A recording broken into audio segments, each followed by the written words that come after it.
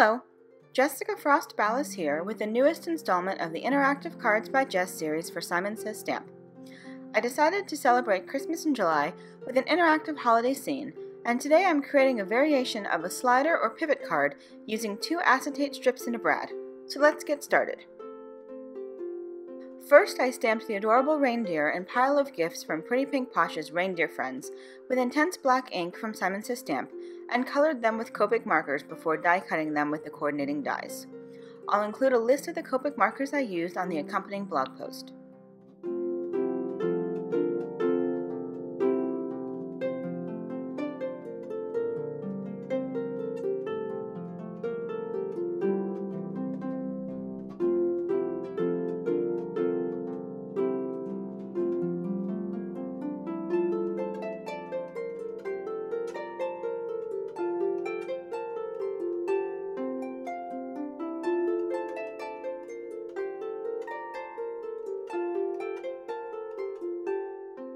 Next, I created the background of my card using Distress inks on Strathmore Bristol cardstock.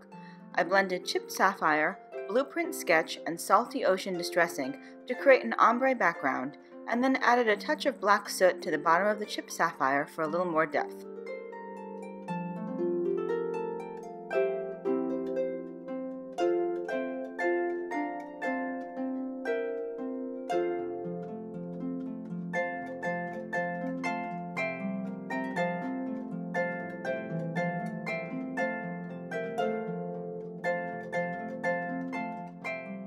Once the panel dried, I spritzed it several times with a water bottle and then blotted off the excess drops to lighten the panel and create stars in the distance.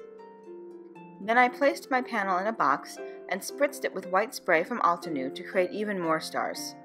I set it aside to dry and then trimmed it down to a 4 1/4 by 5 1/2 card panel. Next, I created the rest of the scene for my card.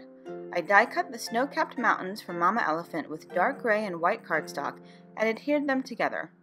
I also die-cut the city skylines from Hero Arts with silver glitter cardstock and the cityscape die from Mama Elephant with black cardstock. I adhered the silver glitter cardstock to the mountains and adhered the black cardstock over the silver glitter cardstock. On the cityscape die, I only poked out some of the windows so that the silver glitter cardstock would show through. Off camera, I also die-cut 2 stitched hillside dies from Lawn Fawn with white cardstock.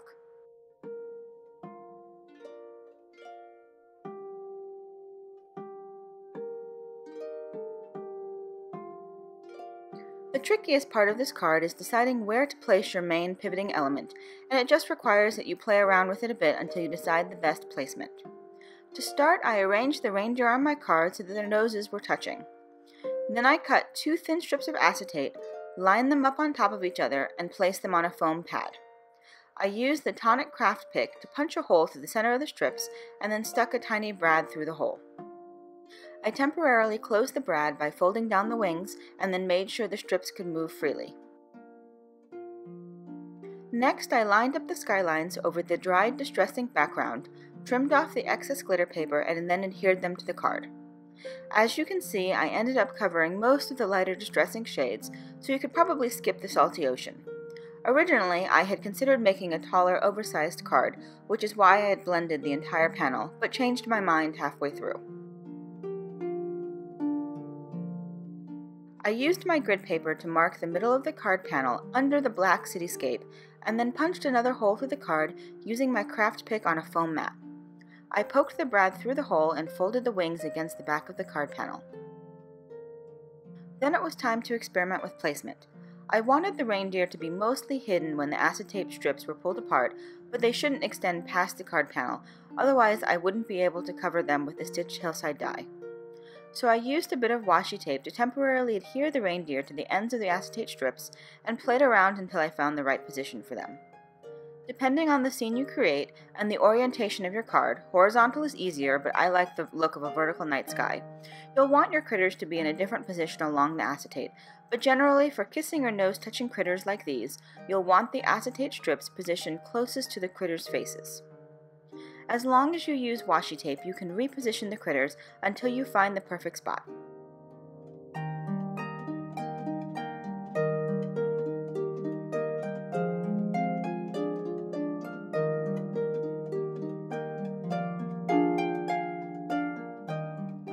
I die cut 2 more reindeer from white cardstock, and once I found the spot, I adhered the white reindeer to the back of the acetate strip and the colored reindeer to the front of the acetate strip, sandwiching the acetate between them for more stability.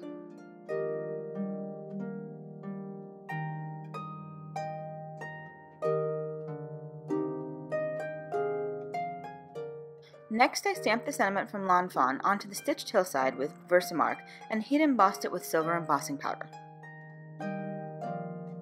Then I carefully added foam mounting tape around my acetate strips and added a thin layer to the sides of my stitched hillside before adhering it over the panel.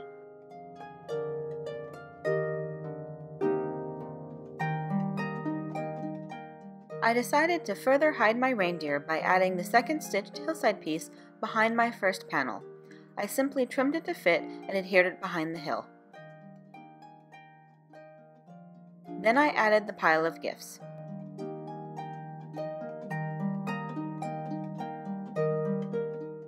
Off camera, I added a third reindeer for a little more interest to the scene and added a few accents with a white gel pen and my Spectrum Noir clear sparkle pen. Finally, to create little handles for my acetate strips, I die cut 4 hearts using a Lawn Fawn die and lipstick red cardstock from Simon Says Stamp. I adhered 2 hearts around the bottom of each acetate strip, adhering 1 heart on top of the strip and 1 heart behind it to sandwich the acetate. If you push the hearts together, the reindeer come together to kiss, and if you push the hearts apart, the reindeer hide behind the snowbanks. There are endless variations you can create with this technique. You could have 2 dolphins or whales kissing over the waves, 2 bunnies kissing over a grassy hill, 2 birds meeting over a cloud, all kinds of things. And these are perfect for anniversaries, weddings, Valentine's Day, or Christmas as I've shown here. It's easiest with stamps that are mirror images, but you could also use the mirror stamping technique to create a mirror image pair.